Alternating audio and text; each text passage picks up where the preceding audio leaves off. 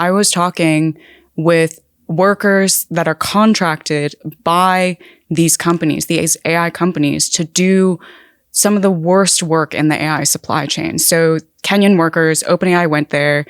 They were at a moment in their history as a company where they realized, wait a minute, we need to start commercializing.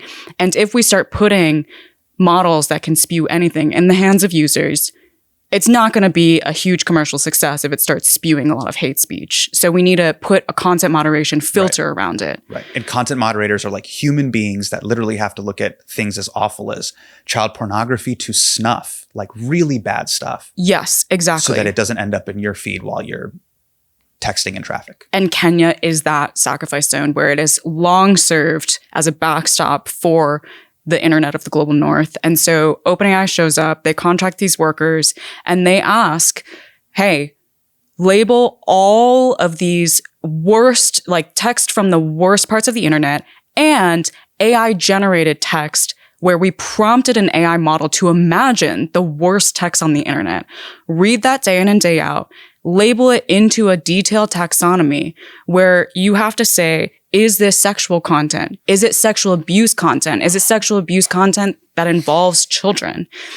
And those workers, like all content moderators, ended up psychologically devastated. And not only them, because these individuals are part of communities. There are people that depend on them. And I write about a man named Mofat Okinye, who I met, who was one of the Kenyan workers contracted by OpenAI, where he completely changed his personality. He was on the sexual content team, and his wife had no idea what was going on because he had no way to tell her, oh, I'm reading sex content all day. ChatGPT hadn't come out yet. There was no conception of what this work was for. And one day she texts him and says, I would want fish for dinner. He goes out, buys 3 fish, one for him, one for her daughter, his stepdaughter, who he loved and adored and called his baby girl.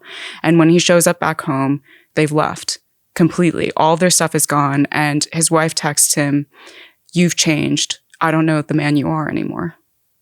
And she never comes back.